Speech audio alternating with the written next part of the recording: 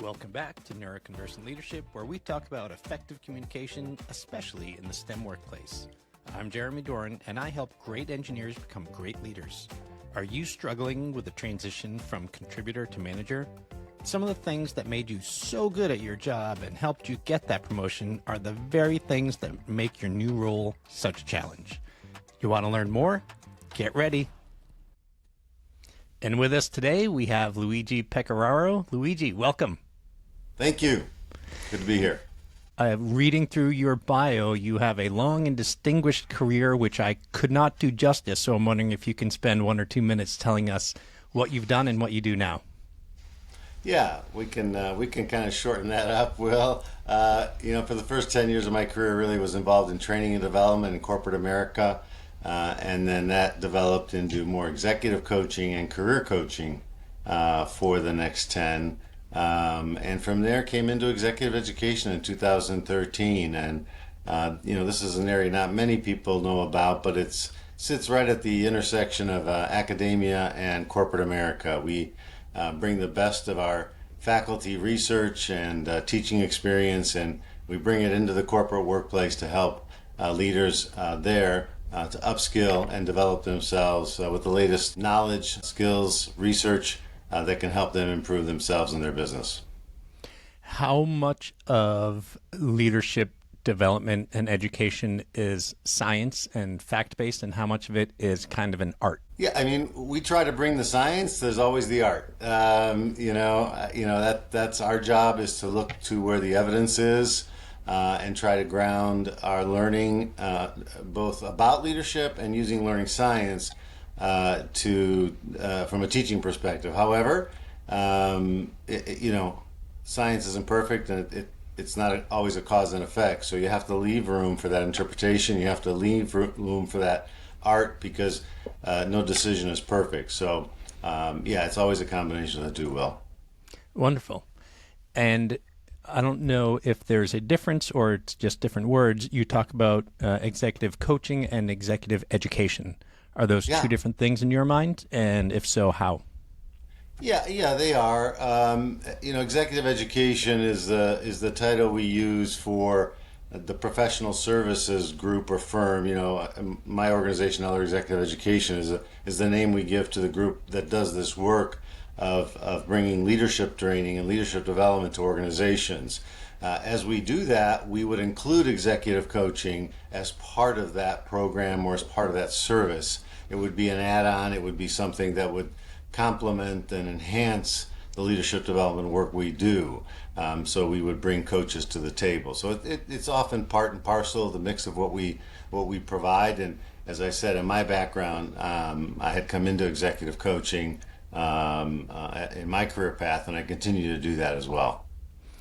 In my mind, education and training is a lot of talking and sharing information, and coaching is a lot of asking questions and getting people to come up with their own thoughts. I agree with the second part, and I think that's the misnomer about the first part, because I think when we think about education, unfortunately, we think about academia, we think about trying to fill people's brains with knowledge, and there's some value in that, but in adult learning, which is really the field that we're in, and most of us that work in this area are trained in, we know that adults come with a lot of experience and already a fair amount of knowledge, and you need to meet them where they're at and build on where they're at, and the tricks of the trade are really about drawing out their knowledge and their learning and building on that. It's more about building their capacity and abilities with where they're at the level they're at. So let's just say, when it comes to the skill of competency of empathy, maybe they've gotten themselves to a 3 out of 5, and we need to get them to a 4, 4.5, along the way.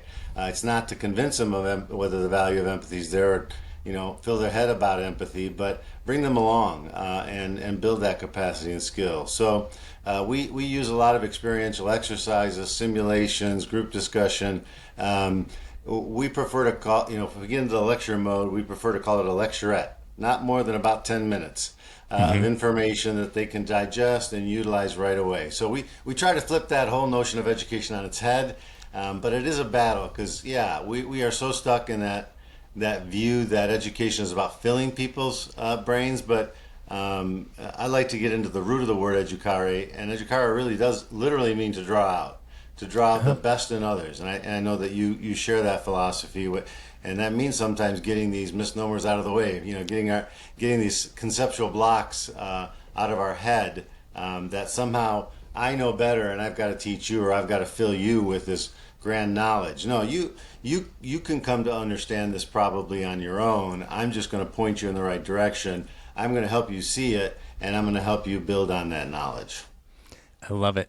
I one time was doing a coaching program for 30 people at a company, and I was doing it individually. So in 1 week, I would talk to 30 different people about one particular lesson that we had just talked about. And Yeah. there were 30 very different conversations because That's right. everybody comes in at a different point, and That's right. that's where you work from. I like it. And that's why coaching and training and development, ours is more development, why those two go so well together. Because in some sense, you can't totally personalize in the classroom, but you can help everybody get somewhat of what they need. But then coaching can really personalize it, like you just said. Yeah, it's an interesting balance. What are some current trends in leadership development that you see from your research? Yeah, it kind of spans this interesting gamut where the pipeline of leadership is always coming from high achievers, high performers, right? So number one, those tend to be people who are very task oriented, who are very results oriented, are able to get things done, and then they find themselves in a position where they need to lead people and work with people, and that's not always in their sweet spot or strength spot, and so they need some refinement. They need some reminders and tools about how to work with people better, how to lead teams and dynamics, how to set goals and expectations, how to motivate others. Some fundamentals actually, and again, not starting from scratch, but kind of reminding them that they're in a new role. They have to model the way. They have to inspire people. They have to do things that weren't necessarily part of what they did either in their individual contributor role or when they were very, very task focused. So I think bringing back the people aspect of their role is really important. And then I think the next thing you see trending is, especially post COVID, when everybody had to shift and modify their business approach, is strategy.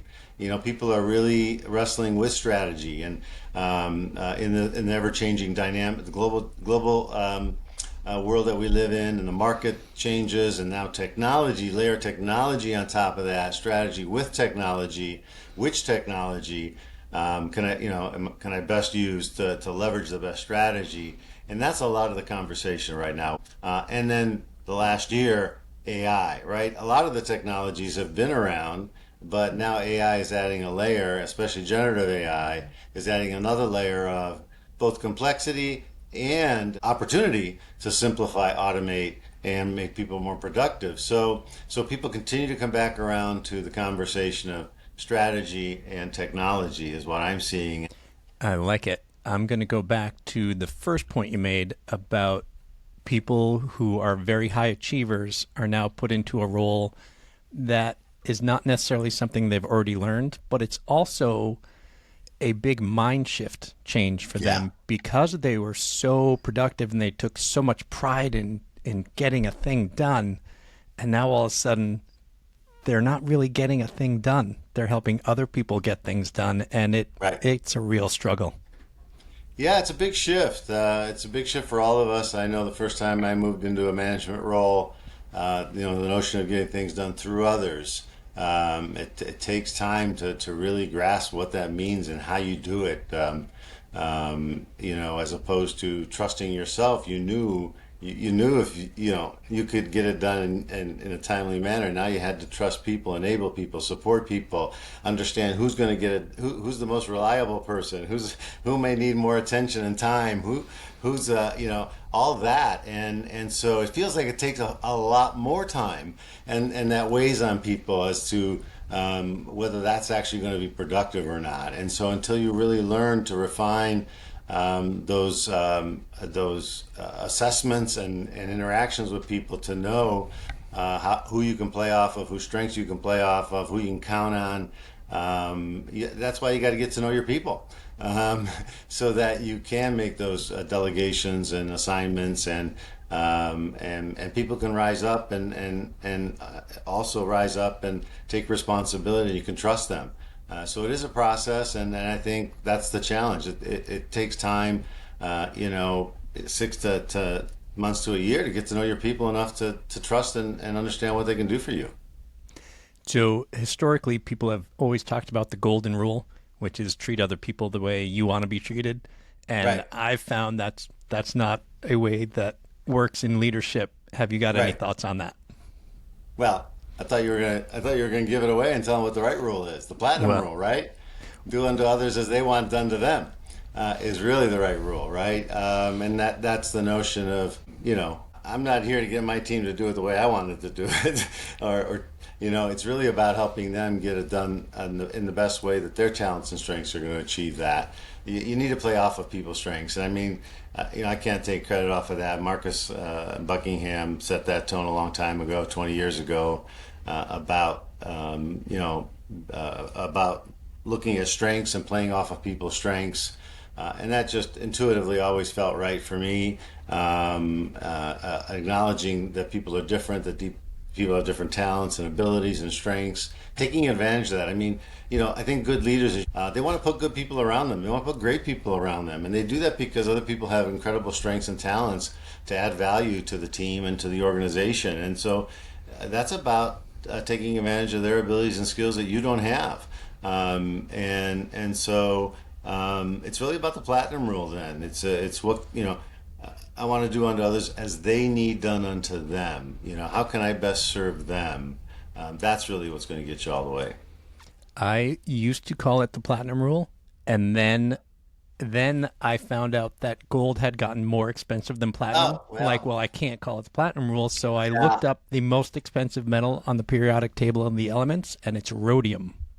Okay, And I'm based in Rhode Island, so for me, it's perfect. It's okay. the rhodium rule. Rhodian rule. You got to put a twist on it. Then what's the twist on it? I'll work on that.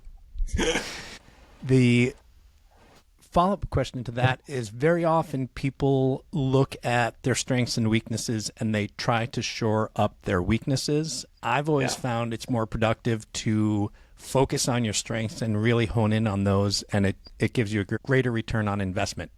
What do you think on that? I agree. Philosophically, that sounds great to a lot of people, including me when I first heard that. But when you're not living that, it's hard to really fully adopt that and accept that. And so I think, you have to help people. And I know even for myself, I remember when I first heard that, it was kind of taking inventory around like my day. How much of my day was I actually spending within my strengths, and seeing how I could increase that. And I remember it was kind of more toward that second half of the second period of my career, when I was doing the executive coaching and career coaching, that I started to see an increase in my use of strengths, intentionally, by looking at how I could spend more time there, and do a little bit less of the things that I felt were draining or not in my strength area, by giving those to other people or enabling people who had strengths there. So I think you have to put that into action and see the fruits of it for yourself. I think, and then once I was able to do that, it just gave me the both the encouragement and the wherewithal to start to help others to do that. And as a follow-up to that, sometimes it's a thing you do have a strength in, you just don't like doing it. And that drains you too. Okay, yeah, that's a good point. When I first had a small business, I'm like, I'm a math and science guy. I can do my own bookkeeping, and I Right, could, but I shouldn't because it that's just right. makes me miserable. Yeah, no, that's a good distinction, right? I mean, but the way Buckingham makes that distinction, I like, is that, yeah, you can develop a strength, but that doesn't mean it makes you strong or energizes you, or is something that comes easy. And my story around that is, I was brought up by the Jesuits, and the Jesuits, you've got to be well-rounded. You got to be able to do do everything well. And one of those things was writing. And I got really good at writing because they made me get good at writing, but I'm not really, that doesn't really make, so I could say it was a strength by the time I graduated, but it's not something that energized me. I'm a better speaker than writer. If I, when it comes to getting something written, I can get it written, but I'd rather talk it out. Love it.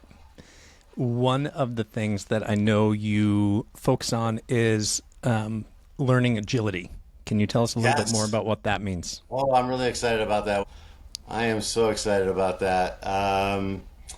Yeah, again, I think most people, as we would talk about it now, or as I think, continue to talk about it, there'll be this little factor of, oh, duh. Yeah, that makes a lot of sense. We need to stay agile. We need to keep learning. But I think, and as I found, as I've explored this notion a little more with some of the experts out there, there's a little more to it. But the idea is that you really need not only to have a mindset of continuous learning and be flexible, but in today's world, you need to move quickly also, right? Things are changing rapidly. You cannot get comfortable and complacent and assume that what worked yesterday will work tomorrow. It may not, and that's a hard thing for us to do. Routines serve us sometimes, and they don't serve us other times.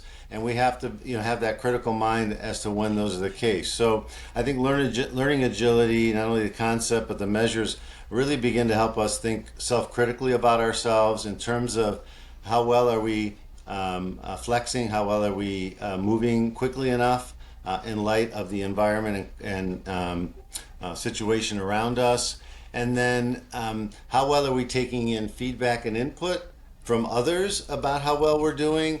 And I think the other piece that I'm learning actually a lot about myself through this is how much am I willing to take risk, both from a performance standpoint, meaning let me try something new, right, in my field, or interpersonal risk. How willing am I to perhaps challenge a notion by a colleague or even a client, push back a little bit when I may know or want to explore more. So taking a risk is a big part of agility, which I think wouldn't be at the intuitive front end of that. So I think there's a couple things behind it that people would still need to learn as well. So anytime I get into something like back in 2005 around emotional intelligence, you got to peel back the onion. You got to look at the elements of it, find out the core things that are part of it, and then begin to utilize them. And so that's what I'm doing now, and I plan to integrate because what the research is showing is that this bears out that this will give leaders an edge. It is something that will help them be more effective and progress along their pipeline, their channel, whatever vertical direction they're going. It'll help them to move along quicker than they might have. So I love the idea of continuous learning, Yeah. for myself and for individuals. How do you build a culture of continuous learning? Yeah, that's a great question. That's an organizational question. I mean, we can all choose to do that individually, right, Jeremy? We can choose to be around people who are that way, but in an organization, it's really hard when our culture wants a performance-based culture, right? They want results. I've been around organizations that have, and I've been part of, contributing to that culture with learning and development. And I can only say what I've seen and the things I've done, which is this notion, and it's very subtle, is that while you want to be performance oriented and results oriented, sometimes what we miss in order to be that is that we have to learn through failures and through improvement and in betterment to get that better performance. And I think sometimes performance oriented folks are more about harder, faster, stronger. They fall into a trap that sometimes they're not learning from what is happening in front of them or in the situation, and ultimately, think about companies that grow rapidly and still are not profitable and fail. They were performing supposedly, but they missed something along the way that they should have learned. That's my insight, is that companies that have built that kind of culture are willing to stop and pause and learn more about themselves, each other, the market, their business, look at things differently. And that starts at the top. It's the willingness of the leadership to open up that mindset. One of the things you talked about earlier that you're currently developing or have recently is pushing back on people when you either disagree or want to challenge. What are some ways that you've learned to do that without it getting contentious? Yeah. So, yeah, I mean, that's one of those ones, you talked about having 30 different conversations with 30 different people. That one is so situational, based on, the context and what you are. But I think let's start with the client, right? I mean, the client when you're working particularly in our environment, and when you're offering solutions around how to help their leaders develop and grow, there's this tension often between, well, we'll assess the needs of our leaders, we'll look at what they want, what they think they need, and research shows that typically individuals will get it about 60% right, in the sense of they kind of know what they want or what might help them. But as we look from the outside and we look at the big picture, say we interview that same senior leadership group from the outside, say 12 leaders, we're going to see that other 40%, that blind spot they're missing. That might be, it may or may not be more critical. But it usually is, that should be incorporated, that they might not see or want necessarily to go there. Which, for example, often is the ability to have constructive conversations in the team.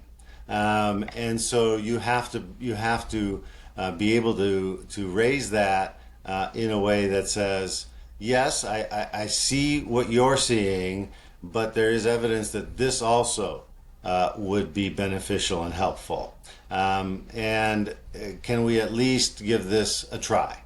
Can we at least see if this might work as well? So trying to bring some evidence, and not just a hunch or a preference to the situation, but trying to bring evidence that could counter what they've brought to the table, so that at least it gives them some sense that, oh, okay, perhaps, most of us don't feel like we have all the information all the time. So it helps when you can bring new information, I think, to a situation. Yeah, I love it. And a phrase I've recently learned, which I adore, is it's tough to read the label from inside the jar. Very nice. I like that. That was a lot simpler than what I said. But I'm an academic. I'm part academic, part practitioner. So that was the academic side of it. I have done improv quite a bit, and Oh, the overarching rule of improv is yes and. And I yes, think when introducing new ideas to people, that's helpful as well. correct. They know the 60%, and if you yes and it, you agree with them, and then they're kind of going on a journey with you to explore the new things rather than saying, oh, no, you're wrong. These are the things you actually need. Beautiful. I love how you recontextualize that. I love that. And can you tell me what transformational learning is? I can. I've studied that a fair amount. I've tried to I've been working to foster that. It's become a big buzzword, right? Right, Jeremy? It's a big buzzword. Everybody likes to use that. Everybody tries to paint this picture of what it can be. And, at the very simplest level, I think the image we can all identify with is the cocoon becoming the butterfly, right? Nice. Right? At the very simplest level, how did that happen? It's a freak of nature. It's magic. I'm sorry? Magic. In a way, like, I mean, a tree kind of coming out of the ground and growing the way it does, I mean, seems more natural or linear, like, oh, okay, but this fuzzy little creature all of a sudden is beautiful. But how does that happen? That is, a real transformation, and a significant change that happens. And the way I'd like to describe it, and I'll get to the core element here, I think people come to realize something about themselves they've never realized, and they are able to actualize it in a way that it becomes part of who they are today that wasn't part of them yesterday. Oh, that's a great way to say it. Yeah. Now, in the business, when you want to offer that and promise that, nobody really believes you can do that. Right? And so you have to take people really on this journey of self discovery, of stretching them. A mentor of mine said this when I first got into leadership development, that it's a balance of challenge and support. And so that's sort of the crucible of getting the cocoon to the butterfly, is enough challenge in what you may ask somebody to do, whether it's on the job or in a classroom, but enough support to help them work through that challenge to grow and learn from it. And I think as you take somebody through that process, again, say it's to become more empathetic, whether that's through some one-on-one conversations, whether through some coaching, it's going to take time. And if that's important enough to somebody and they're going to work at it, a spouse will say to us, maybe at an event at the end of the at the journey, and say, "Is this the same guy? Is this the guy that I sent you about 6 months ago?" The transformation occurred. They notice, Nice. right? They see the change. So, transformational learning about setting out on a journey to help someone create a significant behavior change that becomes a part of them and noticeable to others. That's wonderful. I often talk about the comfort zone, Yeah. and you're basically pushing people out of the comfort zone and then helping them make that comfortable and keep Yes. expanding their Yeah. what they can do. Yeah, I've heard that view, and that's where the support comes in. If you're going to push somebody out of the comfort zone, you got to be there to support them. Yeah, love it. We're going to need to start wrapping up shortly. Okay. And before I ask you my 3 questions, can you share with everyone how they can find and or reach out to you? Yeah. So at the University of Arizona, my full name, Luigi Pecoraro, if you can garble that together in your mouth, but just the spelling's right there, LuigiPecoraro at arizona.edu. Email seems to be the most popular way of communication these days. So yeah, I'm very responsive on email. I'm at the Eller College of Management in Eller Executive Education, but we use the arizona.edu email. Perfect. And I will put those in the show notes as well. Thank you. Luigi, what is a place you have traveled to and loved, and some place you've not yet been but want to go? Yeah, I'll forego my homeland, which I love to go to, but the place that has most surprised me and delighted me is New Zealand. Just the rich topography, the diversity of topography, the beauty there has been magnificent. Wonderful. I've never been and do want to go. So where's the place you recommend haven't it. been yet? I keep telling my wife I want to go to Tahiti. Oh, I've traveled to continents. I've not been and I've been to Hawaii once, but I have this fascination with either the Caribbean, Tahiti, some island destination, and Tahiti is the one that just keeps coming to me. fun. Who do you think is a great communicator, either famous or just in your personal life? Yeah, I've been drawn a lot to John Maxwell. He's considered a leadership guru. I've read a lot of his books, but I've heard him speak, and he speaks very plainly about something that can be very challenging to talk about, I think. And I've always found him to be a great communicator. Somehow, he, as an educator, he talks a lot, but I can find a way to listen to him for a long time. Nice. And then what is one piece of communication advice we can all benefit from? Yeah, I think the notion is just to speak from the heart, be authentic, be true to yourself. I think that's what resonates with people the most. That's what I would say. You heard it, everybody. Be authentic in your communication. Luigi, it has been so much fun having you here. Thanks for joining us. Jeremy, it's been a pleasure, and I appreciate you having me on. Thank you so much for listening to another episode of Neuroconversant Leadership. I hope you're entertained while also learning a thing or two. Did this episode remind you of anyone? Do you think that person might appreciate this podcast? If so, please send them to my website, www.neuroconversantleadership.com, where they can listen to the episodes, or send them a link to whatever platform it is that you're listening to this on. Thanks again, and have a great week.